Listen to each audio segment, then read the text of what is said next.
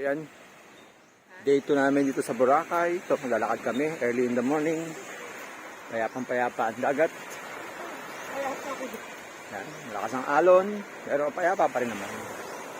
Ito ang salampasigan ng Boracay. So, hindi naman siya high tide. Tama lang siya, pwede na maligo. Marami na rin tao. Nag-uumpisang maligo. So kami, walking muna kami dito sa seashore.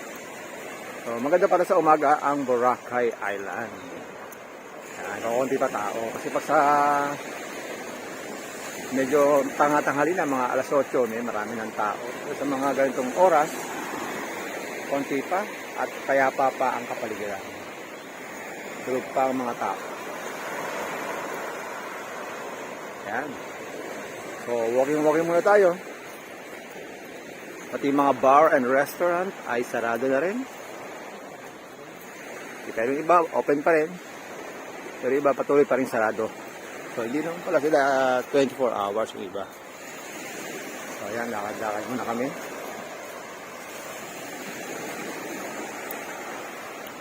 So, galing kaming station 2. Nalakad kami papuntang station 3. Hindi pa namin napupuntahan yung station 3. So, ayan. So, marami naglalakad.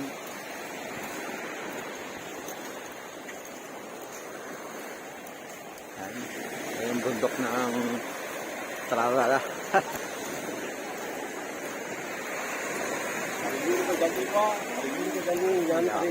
Tayo. Para kami inaakit ng dagat na maligo na daw kami. Pero maaga pa masyado. Kaya lakad-lakad lang muna.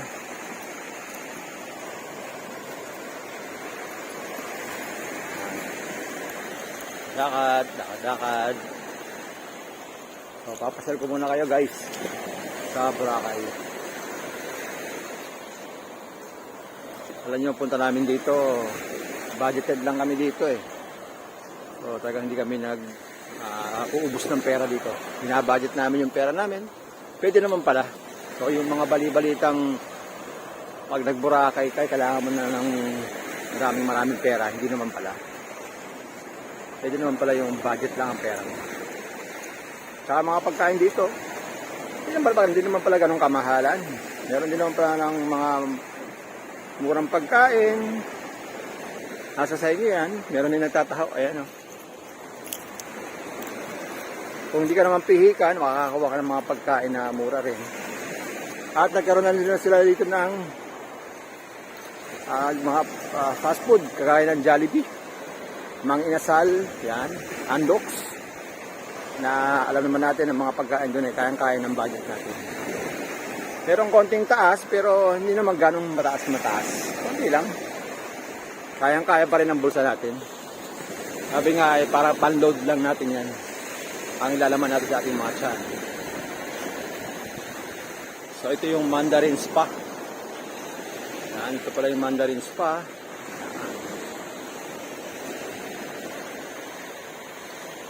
Lakad lang. Meron mga matataas na hotel. Meron ding mga mabababang building na hotel. Gaya ito yung isa, parang maganda to. Ito pala yung Boracay Mandarin. Ayan.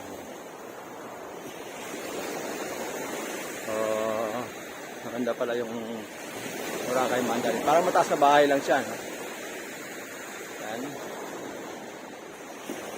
Pwede yung Mandarin Boracay. Yan, ating pipicturan para makita nyo po. Ayan. Yan yung Mandarin Boracay. So, maganda yung kanyang building. Mababa lang siya, parang bahay lang siya. So, diretso tayo. Lakad pa rin tayo. Tara, lakad-lakad. So, yan. Talagang maganda. Ang lawak pala ng dagat. So, mamaya na tayo mag-picture. Tapusin na natin itong ating vlog for today. Ayan, may mga nakaupo na rin. Meron nga rin dito sari-sari store guys. Ayan, sinasabi ko sa inyo. talagang kung budgeted na ng pera, pwede naman tayong pumili rin. Ayan o. Sari-sari store. Pero silang tinda dyan mga siyempre sari-sari, mga itlog. May tayong magluto, maglaga. Talagang nagtitipid, pwede naman. Makakabili tayo ng itlog dyan. Pwede tayo maglaga-laga lang. Meron din sila ditong shakies. Kung mayroong konting budget, pwede rin. Ito yung Boracay Peninsula. Ayan. Walang ganong mataas na building. Kasi nga, siguro mahinaan lupa dito. Kaya hindi sila ganong nagtataas ng building dito. Ayan. Ito ang kapaligiran sa umaga sa Boracay from Station 2 puntang Station 3. Ito ang kalalagayan. So kung meron din naman kayong GCash, pwede naman kayong magpa GCash dito. Pwede tinapos kayo ng budget, padala kayo ng pera, or pwede naman kayong mag cash out. Ayan. So walang problema dito ang internet. Malakas. So dati nagwo-worry ako bago kami pumunta dito. Kasi baka wala tayong makakuhang signal doon. Pero meron naman pala. Okay? So yung mga balita na nakakalap natin ay mga balitang luma na pala yun. So meron din sila ditong mesa. Ayan o.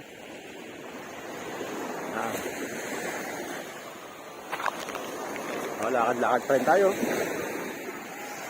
Ayan. Yan ang kalalagayan dito sa umaga na ito.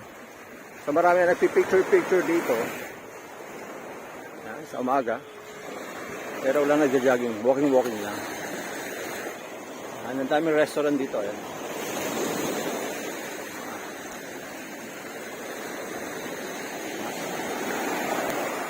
Yung dagat, kukunti pa yung mga naglalayag ng mga barko. Barko hindi. Bangka.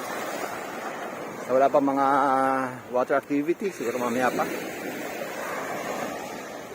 Medyo namali kami ng, hindi naman namali, no?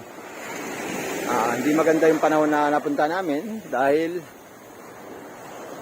hindi ko alam.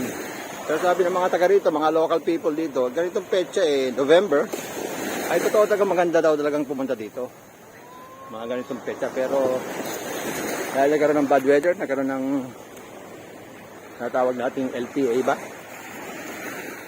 Yun. Yan, naging ganito ang sitwasyon. Everyday, makulimlim. Yan. So, pero naman mga activity pa rin naman. Mga water activity. Pwede pa rin mag-island hopping. Island tour. Kaya lang, minsan pag umulan, limited lang. Yan. Yan, mga bukas ng restaurant.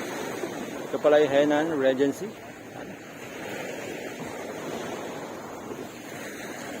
So, yan, meron ng mga jet ski. Yan. So, meron din pala dito mga restaurant na nakikita natin sa mga mall. Andito rin. Pero din tataho sa umaga. Ayan o, sinasabi ko sa inyo. Meron talaga dito, meron din ditong ATM. Yan, in case na magbusan tayo ng pera sa bulsa, pwede tayo mag-withdraw.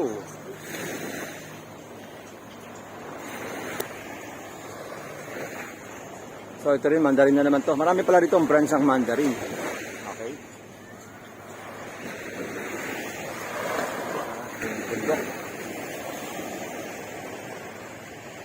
So, maganda ang Boracay Island o Boracay Seashore sa umaga.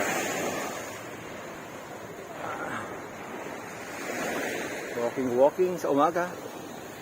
Pagurin ng sarili sa umaga. Ayos na ayos. Yan, yung mga restaurant dito na nakakita natin sa mga mall. Nandito rin sila. Ito, medyo maganda itong gawa dito. Ano to? Mandarin Bay din to. Mandarin din to. Ito yung Mandarin Bay. Okay. So, ganda ang itsura.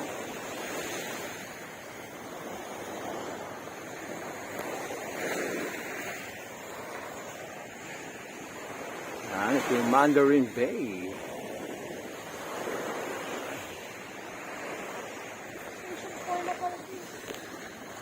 Lakad-lakad lang tayo. Station 4. So, meron pa lang Station 4. Yan.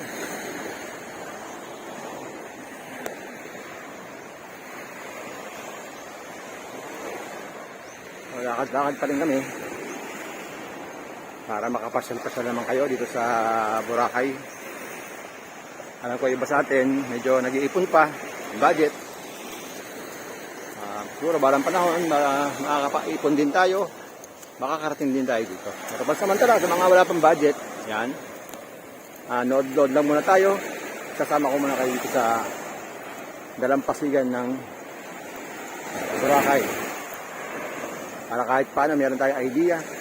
Meron din ditong Siomai King. Yan, wala tayong budget talaga. Yan. Pwede tayong mag-siomai muna. Siomai rice. Yan. Tama-tama. So, isipin talaga, ang assessment natin dito, hindi naman talaga sa pangmayamang lugar. Kung meron naman tayong pamasahe lang, ang kailangan lang talaga dito, meron kang pamasahe. Yan. May pamasahe ka, at konting budget sa pagkain, okay na. Ma-experience mo na itong Boracay. Konting budget lang naman. Hanap ka ng sale sa mga ticket ng aeroplano. Or kung ayaw mo naman ng mag-aeroplano dahil mahal nga yan, pwede ka rin naman magbarko. Magbarko ka tapos papunta dito sa Boracay Island. Ayos na. Tipid-tipid ka na, naranasan mo ang Boracay. Yan. So, ayan, marami ng tao. Dito na kami sa Station 3. So, maraming tao. Naglalabasan na sila. At nag-uumpisa na ang mga water activity. Gaya nitong kayak. Yung sikat na sikat dito, kayak. Pero itong kayak na to ay pang picture taking lang. Pinipicture-picturean ka. Yan, habang kayo nasa medyo gitnang dagat. Yan, pa picture-picture. Pwede kang pen up kung kayo ay ikakasal. Pwede nyo gawin dito yan. May pa video-video kayo dyan. Yan din mga salbabida. Pwede rent. O meron ng bukas na restaurant dito, malaki oh. Yan. At kung meron tayong budget, meron din body spa. Yan, pwede tayo magpa-spa dito. So ayan guys, ito yung ating lakad ngayong umaga. From Station 2 papuntang Station 3. So ito yung kalalagayan. ng dagat. Maganda, payapa, nangaakit. At tayo ay mag-swimming na. Ayan. Payapa. Okay? Ingat kayo lagi. Bye-bye!